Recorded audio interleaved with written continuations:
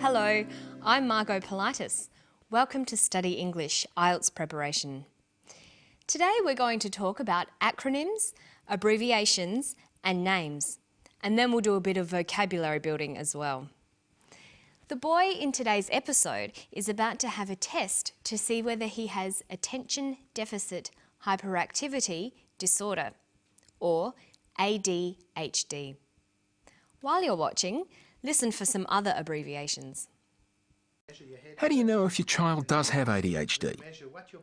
An EEG brain scan helps answer that, say the Swinburne researchers. Jacques Duff is a psychologist and one of Richard's PhD students. A computer program will compare Xavier's brain scan with a database of scans of ADHD sufferers. If he does have the condition, the ADHD diagnosis will be automatically triggered. Xavier was having a test to see if he has ADHD. ADHD is an abbreviation. An abbreviation is the short form of a phrase or a word. We often abbreviate phrases using the first letter of each word. Notice that you use capital letters for these types of abbreviations. ADHD stands for Attention Deficit Hyperactivity Disorder. ADHD is much quicker and easier to say and to write. You might recognise some of these common abbreviations. UFO stands for Unidentified Flying Object. ASAP means as soon as possible. Other common abbreviations are PC for personal computer, TV for television, and CD-ROM. That's a compact disc with a read-only memory. Notice that each letter in the abbreviation is pronounced separately, but the last letter is pronounced more strongly because it carries the primary stress. So we say USA, ASAP, ABC, and TV. Listen for another abbreviation here. Jacques Duff is a psychologist and one of Richard's PhD students. Jacques Duff is one of Richard's PhD students. PhD stands for Doctor of Philosophy. Another abbreviation you'll recognise is IELTS. IELTS stands for International English Language Testing System. This form of abbreviation is called an acronym. With an acronym, we don't pronounce the individual letters, we pronounce it as a word. So we say IELTS, not IELTS. Some other examples of acronyms are AIDS, that's Acquired Immune Deficiency Syndrome, and RAM, Random Access Memory. Another example is ASEAN.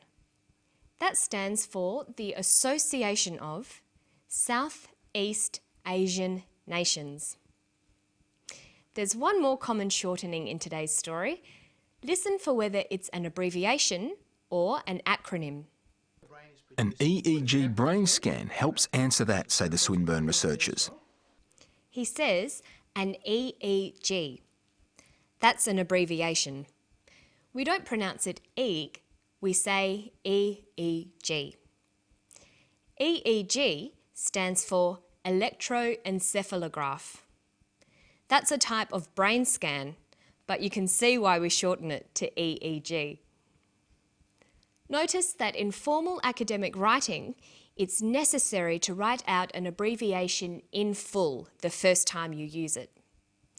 So, if you wanted to write about an EEG, you'd write it out in full the first time and place the abbreviation in brackets, like this. An electroencephalograph bracket, EEG bracket, can help treat patients. After that in your paper, you can just use the abbreviation on its own.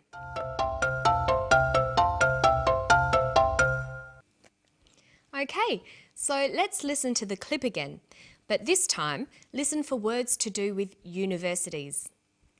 How do you know if your child does have ADHD? An EEG brain scan helps answer that, say the Swinburne researchers. Jacques Duff is a psychologist and one of Richard's PhD students. A computer program will compare Xavier's brain scan with a database of scans of ADHD sufferers. He refers to the Swinburne researchers. Swinburne is the name of a university in Victoria. There were also some other university-related words. Jacques Duff is a psychologist and a PhD student. A great way to learn new words is in themes like this and by organising them into word trees. Let's look at university words.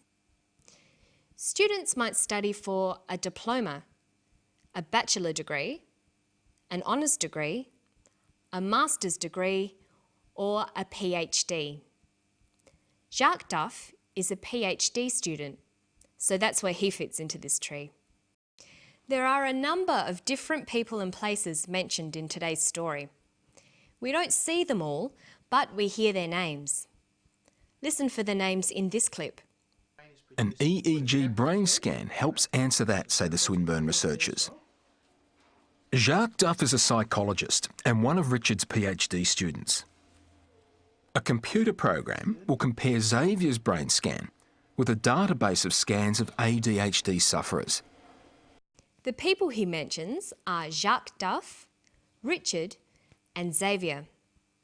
If someone has an uncommon name, people will often ask how their name is spelt.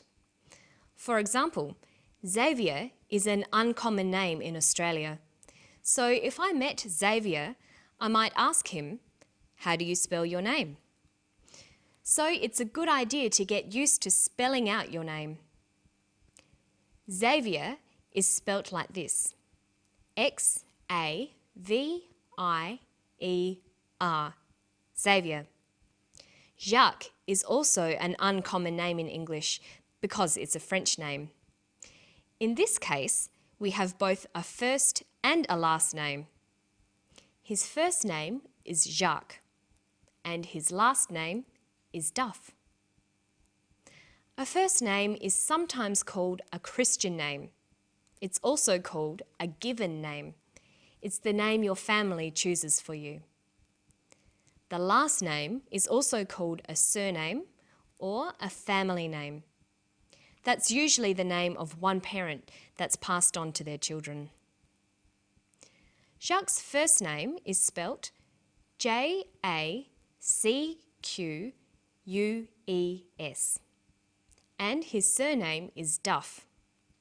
Notice that if you ask someone in Australia to spell out the name Duff, they would say D-U-F-F. But in North America, people would spell it like this, D-U-F-F. They don't use the word double. They say the letter twice instead. So if we asked Jacques Duff to spell out his surname, he would say D-U-F-F.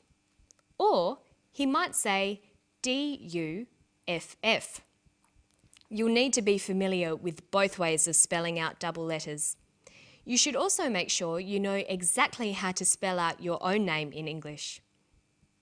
That's all for today. I'm Margot Politis. That's M-A-R-G-O-T-P-O-L-I-T-I-S. See you next time.